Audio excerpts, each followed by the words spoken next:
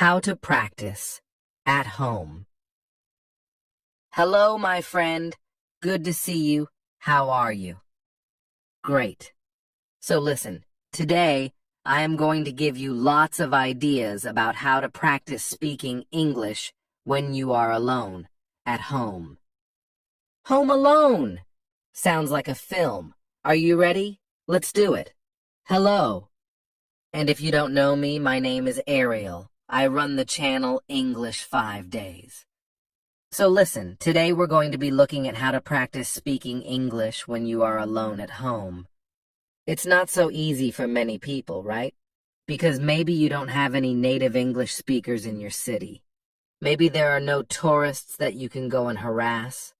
Maybe there are no groups where you can go and chat and do English, speak English. And maybe you're not ready to go on Skype and try and find some random English person to chat with, somebody you don't know. I mean, that can be quite hard, especially if you're a little bit shy like me. So what I want to do today is share with you lots of ideas about how you can practice speaking when you're on your own at home alone.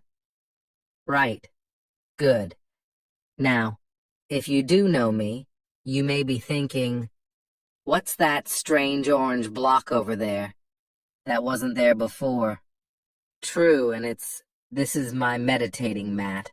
Sometimes where I sit and meditate sometimes. I don't sit on the wall.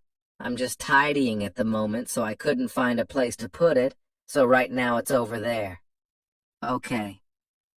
The truth about speaking is that yes, you can watch videos, you can watch films, you can listen to podcasts. All of that is great. But at some point, you need to start speaking, and you can speak on your own. But also later, you'll need to start interacting and practicing speaking with people. But that's not always easy to do. And so right now today, I'm going to focus on some really practical, simple activities you can do when you're on your own at home to start practicing speaking. So the first technique is called speak into the mirror.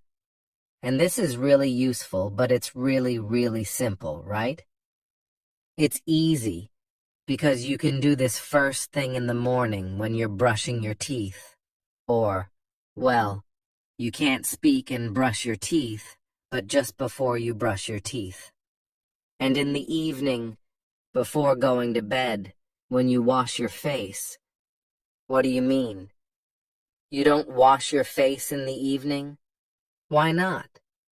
My mother always told me, make sure you wash your face, clean behind your ears, wash your neck, scrub your neck. Yeah, wash your face before you go to bed. It takes all the dust and pollution off your face, apparently.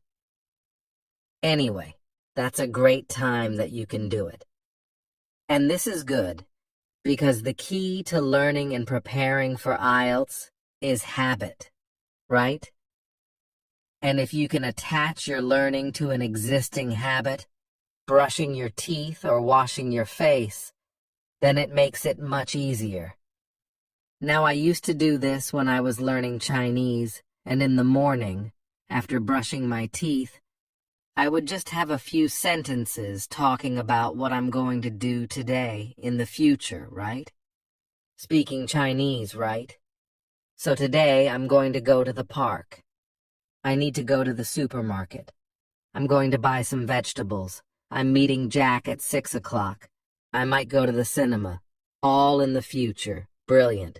And then at the end of the day, you can talk about what you did or what you have done, right? Today, I went to the park. I played football. I went shopping in the end. I've done a lot. It has been a good day, right? Past tense, present perfect as well. So you can see it's actually great to practice different tenses. It's a bit like writing your diary at the end of the day, right?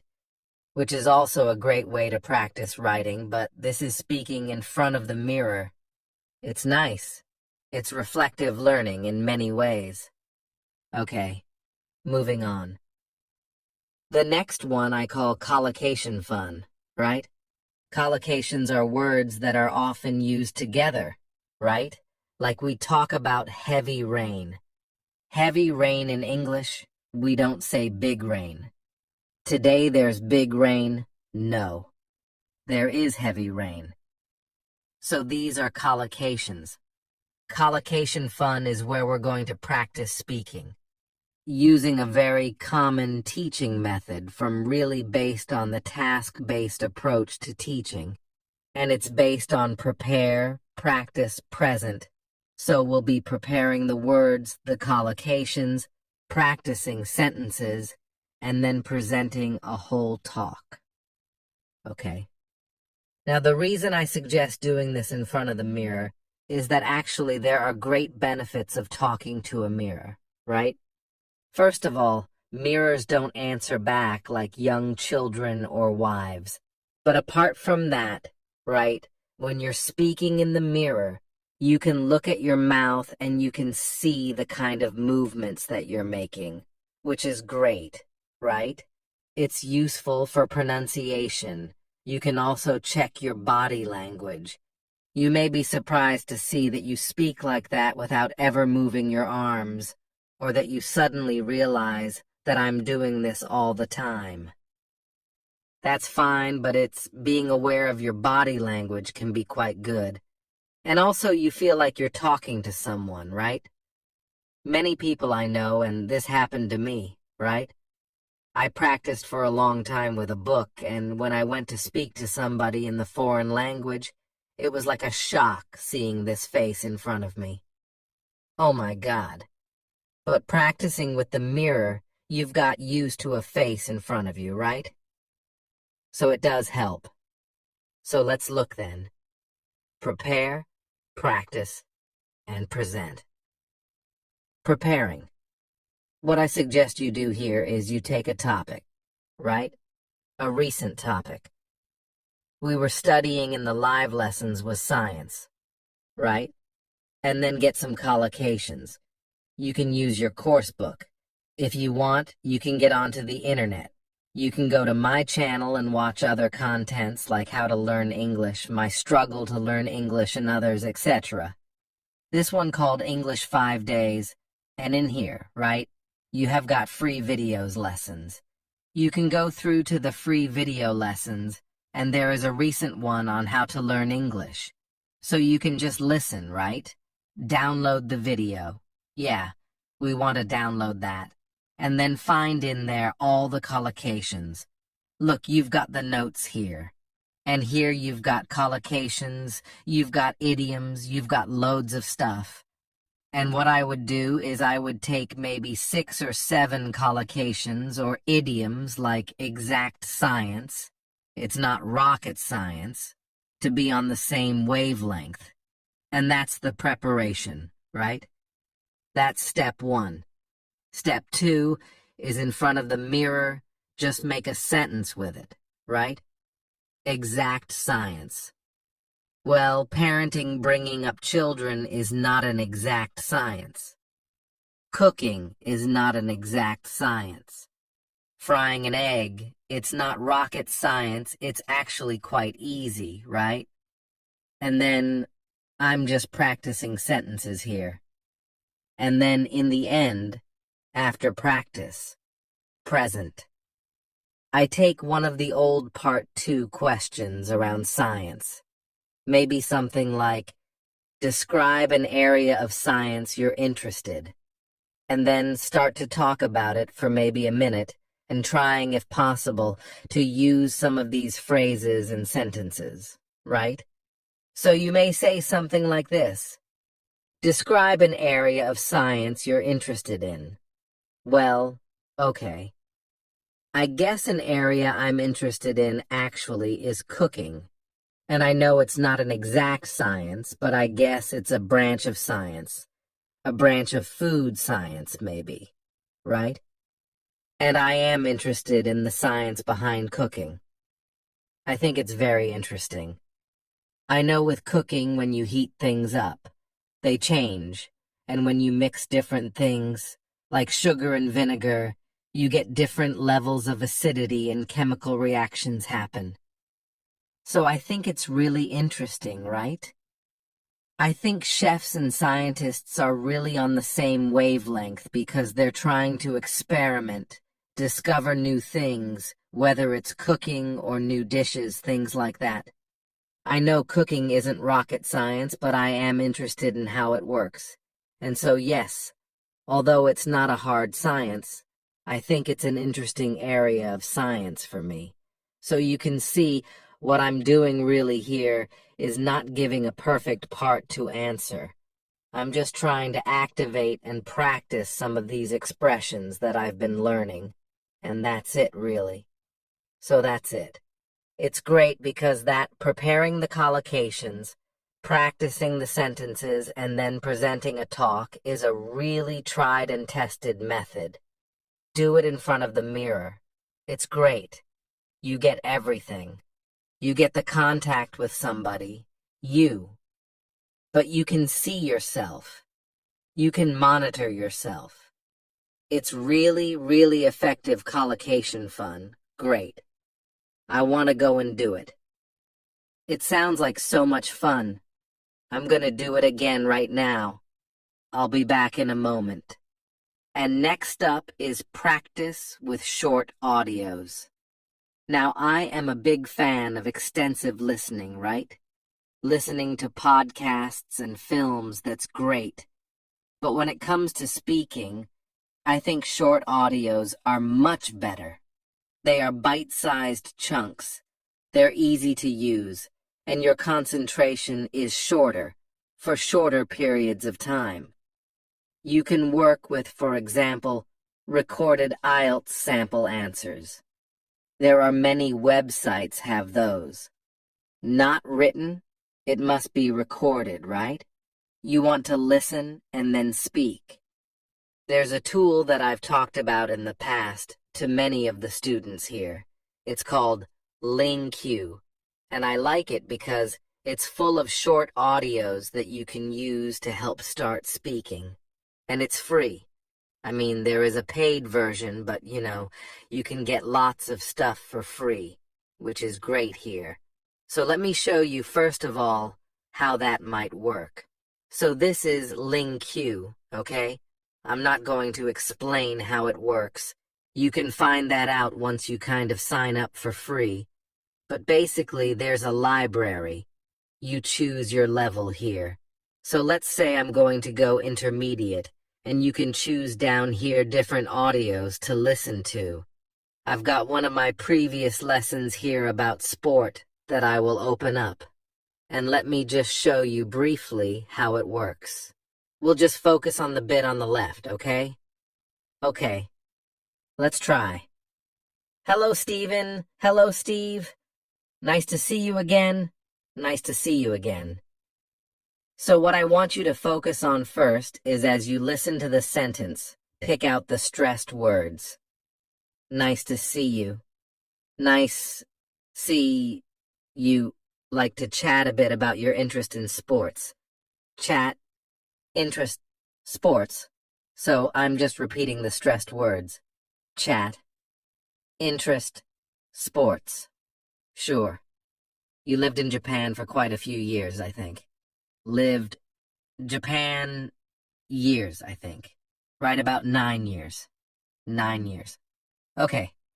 So you can see I'm just doing the word stress, and also you can also pick out chunks or phrases that you like or that sound interesting. Years, and I think you lived in different cities. That's right, I lived in Sendai for 4 years, which is a little bit north of Tokyo. A little bit north. A little bit north. That's interesting. Which is a little bit north, right? Not in the north, not located in the north, is a little bit north of. Nice. Tokyo for 4 years, and then 1 year down south in Shikoku. Down south? Interesting. Not in the south, down south. Okay. And did you play any sports when you were in Japan? A little bit. A little bit. I love that. A little bit. A little bit. Played a little bit of soccer. I played a little bit of soccer. A little bit of soccer, isn't that great?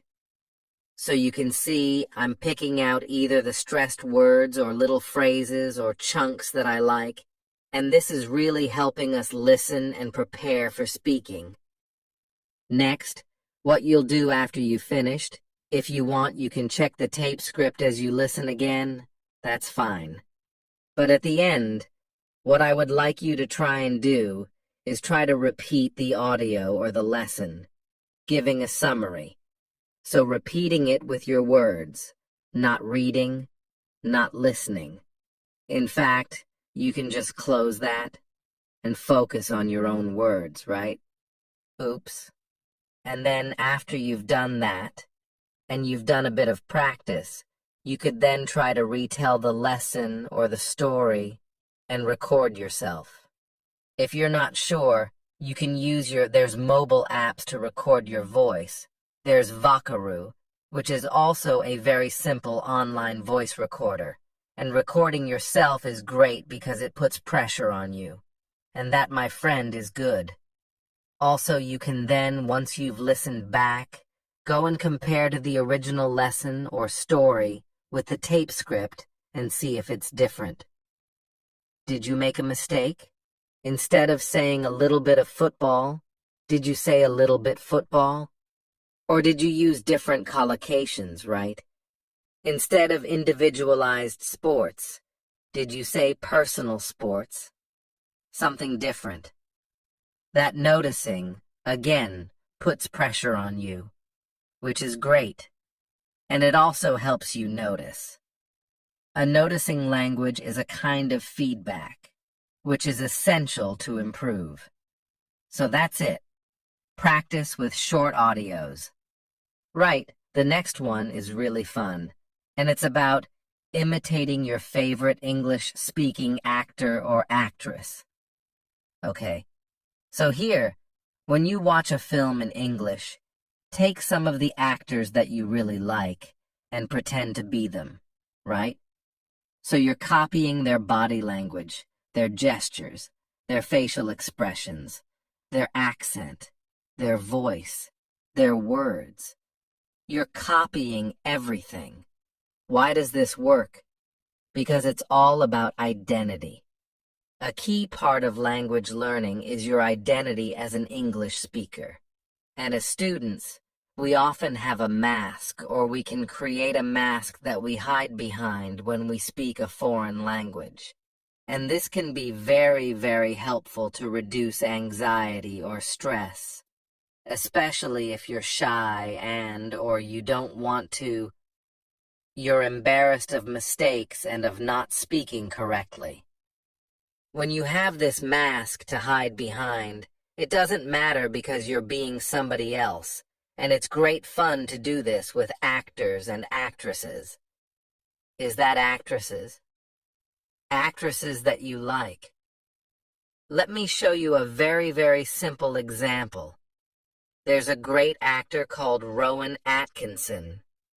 You may know him for Mr. Bean, but he plays a myriad of characters, and one of the recent ones is Johnny English, right? Let's have a look at Johnny English. I'm not sure. Let me clear up the uncertainty for you. You haven't. Let me clear up the uncertainty for you. You haven't. Right. So it's that taking the character, try and do the voice and the whole body, and you become that character. And you can do that when you're practicing speaking on your own, right? You probably don't want to do it when you're out and about at the shops or speaking to foreign people. Hello. They'll think you're Johnny English. They think you're mad. But when you're having fun at home, it can be a great way to practice. So that's it. Imitate your favorite English-speaking actor. The next one is to send audio messages, right?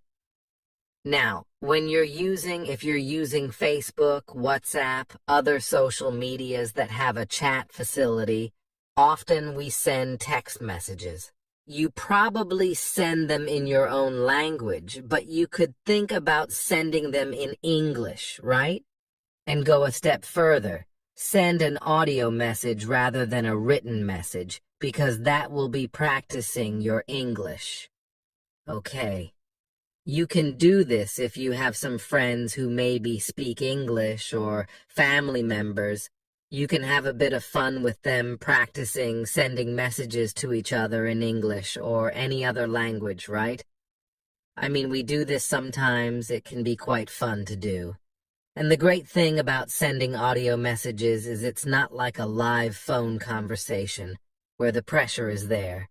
You have time to prepare to think about what you're going to say to record it, and if you don't like it, delete it. Record it again. But it doesn't have to be perfect, right? It's just about practice. Not perfection, practice. So sending audio messages is a great way to do it. Next up, imitate the English foreigner. Now, I'm sure most people can imagine or know how English people speak your language, right? If you've got tourists or you've met people from other countries who speak your language, how do the English people speak your language, right? Take that sound, that accent, and start to use it. So, for example, let's imagine I'm Spanish, right? And I'm thinking, so how do English people speak Spanish, right? They don't speak perfectly. They speak with an English accent, right?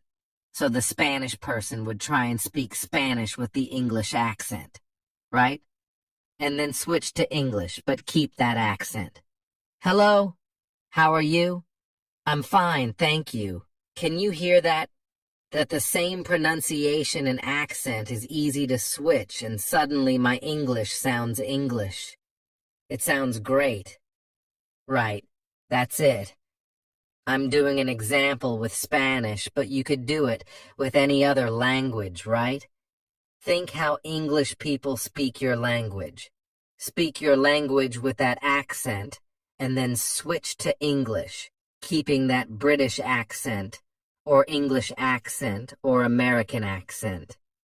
It really can be quite useful and fun to boot. Great. Now the next idea is shadowing. Of course, a shadow right. If the sun is shining down on the floor behind you, you have a shape the same as you, right? Dark. That's your shadow.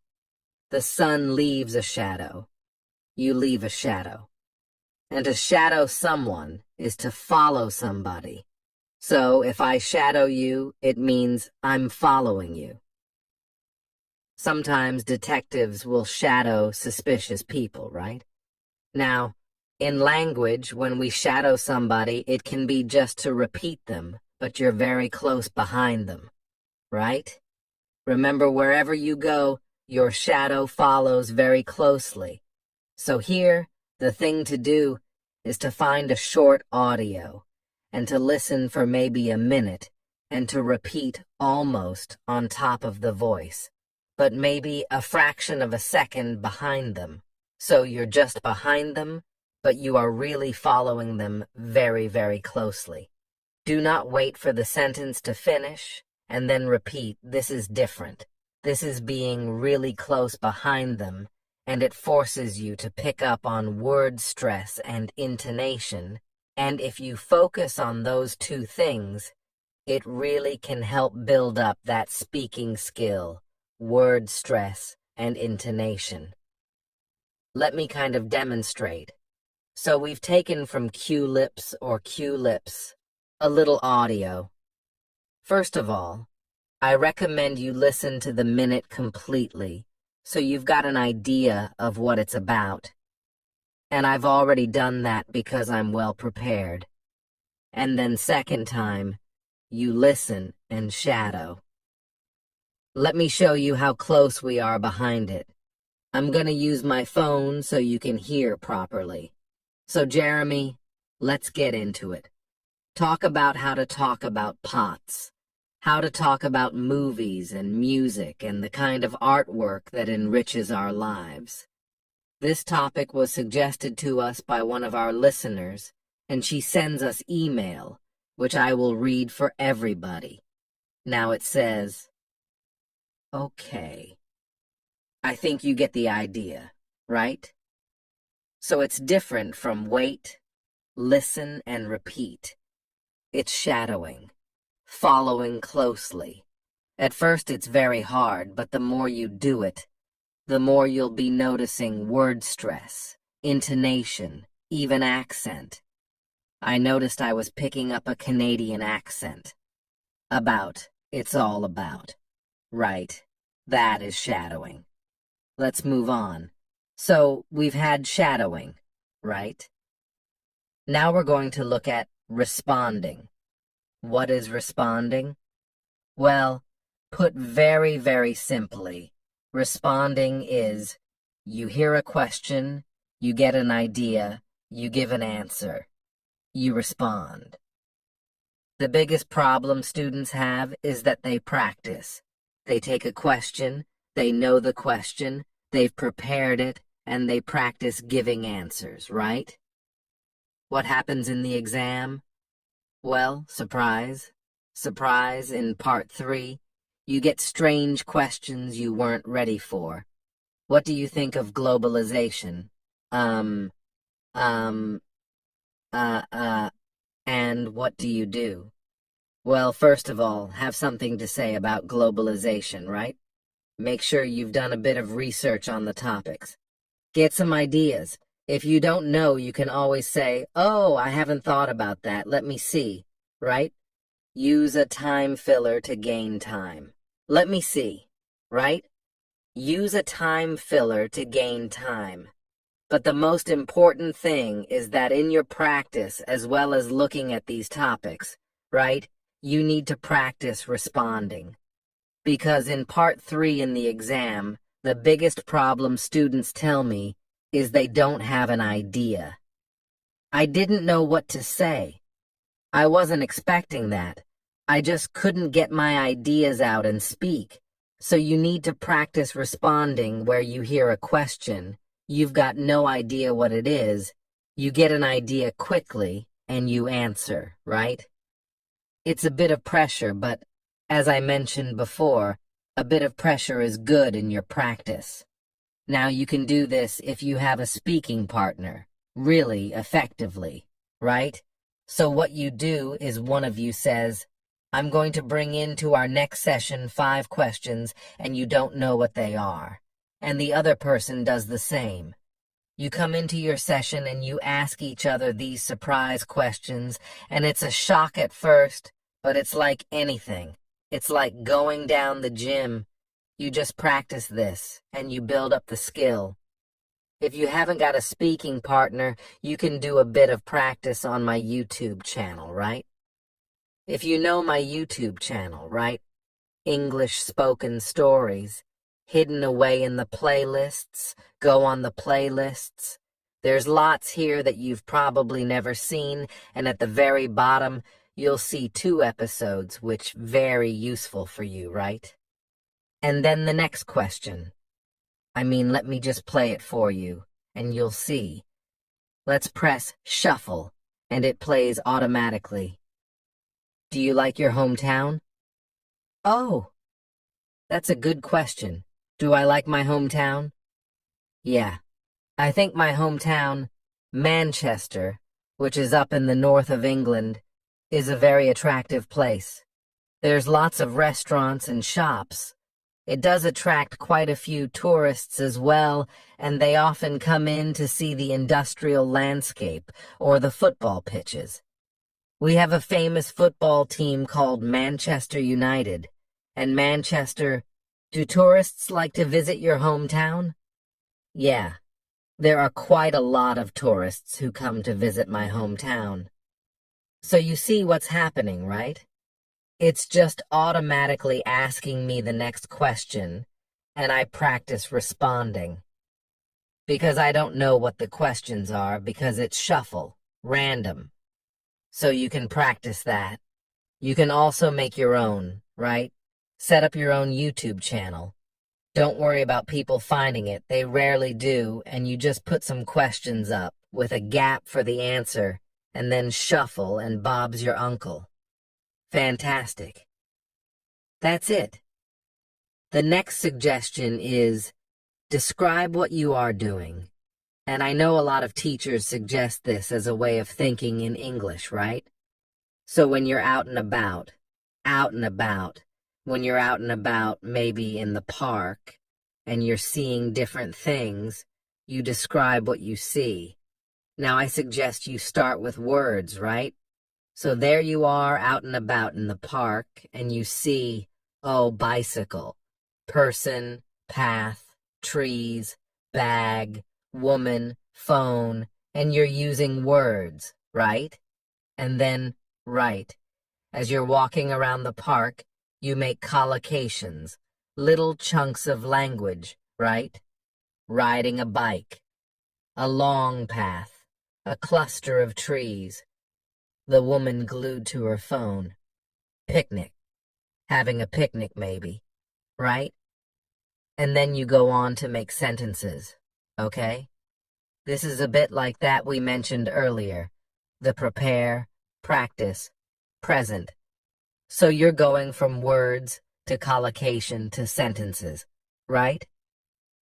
Oh, there's a man strolling in the park. There's a woman riding a bike, and also there are lots of trees. There's a woman glued to her phone, and she looks like she's about to have a picnic. And you go on and on and on, right? Great, you can do it in any context. You can do it at home or when you're out, at the shops, wherever.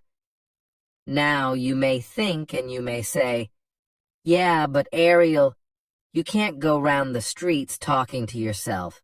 People think you're mad. Well, yes and no, right? Nowadays, put these on, right? Nowadays, people walk around and they're on the phone and like, hello. Yeah, John. Yeah. I'm in the park, actually. Yeah, it's lovely. There's a man strolling over there. There's a woman riding a bicycle. Yeah, I'm good. How are you? Right? That's perfectly normal to be talking to yourself in the streets, right? And if you're not comfortable with that, you can pretend that you're Johnny English, right? Pretend you're a spy. Hello? Yes? There's a man walking along a path. There's a woman riding a bicycle, and I think there's a woman glued to her phone, and she's about to have a picnic. Call in the police. Get Johnny English. Pretend to be a spy. I don't know. It's very, very normal, but the key speak out and go from words to collocation to sentences. Great practice. You can do it at home as well. I mean, I'm talking about getting some fresh air. Nowadays, that's not so easy, right?